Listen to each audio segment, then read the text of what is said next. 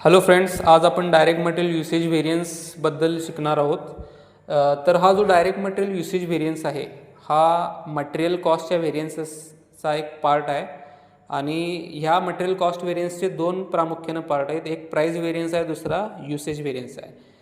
Usage variance आपल्याला काय सांगतो की मटेरियल किती यूज करायला पाहिजे आणि किती यूज केलं ह्यातल्या डिफरन्समुळं आपल्याला कितीचा व्हेरियन्स आला आहे हे आपल्याला मटेरियल युसेज व्हेरियन्स सांगतो. आता ज्या केसमध्ये एकाच प्रकारचं रॉ मटेरियल यूज होतं त्या ठिकाणी आपण फक्त युसेज व्हेरियन्समध्ये एकच व्हेरियन्स काढतो, तो म्हणजे हा व्हेरियन्स मटेरियल युसेज व्हेरियन्स, ज्याचा फॉर्म्युला आपल्याला इथं दिलेला आहे SQ minus AQ into SP, म्हणजेच SQ SP minus AQ SP. तर हा युसेज व्हेरियन्स आपल्याला काय सांगतो की मटेरियल किती यूज करायला पाहिजे होतं आणि किती यूज केलं, ह्यामुळं मला कितीचा व्हेरियन्स आला. ह्यामध्ये फक्त कसं आहे की ज्यावेळेस आपण दोन किंवा त्यापेक्षा जास्त प्रकारच्या रॉ मटेरियलचा यूज एखाद्या फिनिश प्रोडक्टसाठी करतो त्यावेळेस आपल्याला ह्या युसेज व्हेरियन्सच्या दोन फोडी कराव्या लागतात. आणि ते जे दोन भाग असणार आहेत त्यातला एक म्हणजे मटेरियल मिक्स व्हेरियन्स आणि दुसरा जो भाग आहे तो म्हणजे मटेरियल यील्ड व्हेरियन्स. ठीक आहे. सो यामध्ये मटेरियल मिक्स व्हेरियन्स म्हणजे काय, तर कसं असतं की ज्यावेळेस एकापेक्षा जास्त प्रकारचं रॉ मटेरियल यूज केलं जातं प्रोडक्शन प्रोसेसमध्ये त्या ठिकाणी कायम त्या रॉ मटेरियल्सचं जे प्रमाण जाणार आहे फिनिश गुड्समध्ये किंवा टोटल जे इनपुट रॉ मटेरियलचं जाणार आहे त्या टोटल इनपुटच्या किती टक्के प्रमाण त्या दोन्ही रॉ मटेरियलचं जाणार आहे हे प्रमाण प्री डिटरमाइंड करून ठेवलं असतं. त्यालाच आपण standard mix of raw material असं म्हणतोय. ठीक आहे. फॉर एक्झाम्पल बिस्किटच्या केसमध्ये आपण 100 ग्रॅम जर टोटल रॉ मटेरियल वापरत असू आणि त्यात प्रामुख्याने दोन रॉ मटेरियल असणार आहेत, आपण इथं समजून घेण्यासाठी बघूया. एक तर मैदा अँड देन शुगर. तर त्याचं स्टँडर्ड मिक्स कायम ठरलेलं असणार आहे. म्हणजे या 100 ग्रॅममध्ये मैदा किती जाणार, तर आपण ॲझ्युम करूया 70 ग्रॅम आणि 30 ग्रॅम ही साखर जाणार आहे. म्हणजेच 70% आणि 30% हे झालं त्याचं स्टँडर्ड मिक्स. बरोबर. तर हे जे स्टँडर्ड मिक्स असणार आहे ते प्रत्येक वेळेस तेवढंच असणार का ॲक्च्युअल प्रोडक्शन घेताना, तर त्याचं उत्तर नाही असं आहे. मग ते स्टँडर्ड मिक्स बदलणार आहे. ठीक आहे.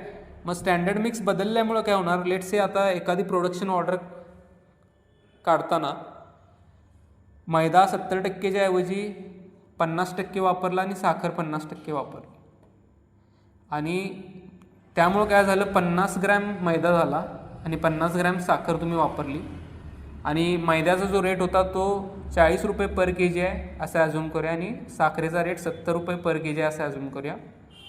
तर यामुळं काय होणार आहे की तुमची जी कॉस्ट निघणार आहे ती स्टँडर्ड कॉस्टपेक्षा वेगळी येणार आहे ह्या कारणामुळं.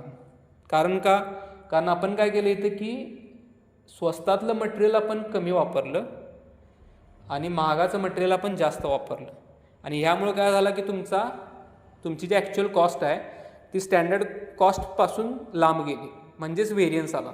कुठल्या कारणामुळं, तर स्टँडर्ड मिक्स आणि ॲक्च्युअल मिक्स वेगवेगळा असल्यामुळं रॉ मटेरियलचं तुम्हाला हा व्हेरियन्स आला. तर ह्यालाच आपण काय म्हणतोय, मटेरियल मिक्स व्हेरियन्स असं म्हणतो. काय म्हणतो, मटेरियल मिक्स व्हेरियन्स. म्हणजेच स्टँडर्ड जे मटेरियलचं मिक्स आहे ते यूज न करता त्याच्यापेक्षा कुठलं वेगळं मिक्स यूज केलं, म्हणजेच त्या वेगवेगळ्या रॉ मटेरियल्सचं प्रमाण जर बदललं स्टँडर्डपेक्षा तर त्याच्यामुळं आपल्याला जो व्हेरियन्स येतो त्याला आपण काय म्हणतो, मटेरियल मिक्स व्हेरियन्स. ठीक आहे. तुम्ही आता मटेरियल युसेज व्हेरियन्समधनं मटेरियल मिक्स व्हेरियन्स जर बाजूला काढला तर राहिलेला जो व्हेरियन्स असणार आहे तो मटेरियल यील्ड व्हेरियन्स असणार आहे. ठीक आहे. जो बेसिकली यील्ड व्हेरियन्स आपल्याला काय सांगतो की कोणत्याही मटेरियलपासून आपल्याला आउटपुट किती मिळाला पाहिजे होता आणि ॲक्च्युअलमध्ये आपल्याला किती आउटपुट मिळाला. समजलं. ह्यामधल्या डिफरन्समुळं जो व्हेरियन्स आपल्याला मिळणार आहे त्याला आपण मटेरियल यील्ड व्हेरियन्स असं म्हणतो. ठीक आहे. नॉर्मली सोप्या भाषेत सांगायचं झालं तर मिक्स व्हेरियन्स आपण कधी कॅल्क्युलेट करतो, फक्त आणि फक्त आपण जर एकापेक्षा जास्त प्रकारचं रॉ मटेरियल यूज करत असू तरच आपण मटेरियल मिक्स व्हेरियन्स कॅल्क्युलेट करतो. कारण जर एकच प्रकारचं मटेरियल आपण यूज करत असलो तर त्यामध्ये स्टँडर्ड मिक्स आणि ॲक्च्युअल मिक्सचा प्रश्नच येत नाही. सगळं तुमचं एकाच प्रकारचं रॉ मटेरियल असणार ना 100%. ठीक आहे, त्यामुळे मिक्स व्हेरियन्सचा प्रश्न तिथे येत नाही. पण त्यावेळेस जो माझा युसेज व्हेरियन्स असतो किंवा जो युसेज व्हेरियन्स तुम्हाला मिळणार आहे तो 100% यील्ड व्हेरियन्स असणार आहे. कळलं?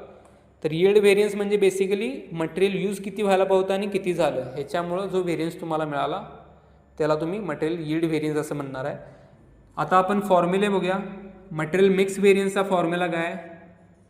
RSQ SP minus AQ SP. आणि त्याचसोबत यील्ड व्हेरियन्सचा फॉर्म्युला काय? SQ SP minus RSQ SP. कळलं? तर आय होप तुम्हाला हे समजलं असेल. आजसाठी एवढंच. थँक्यू.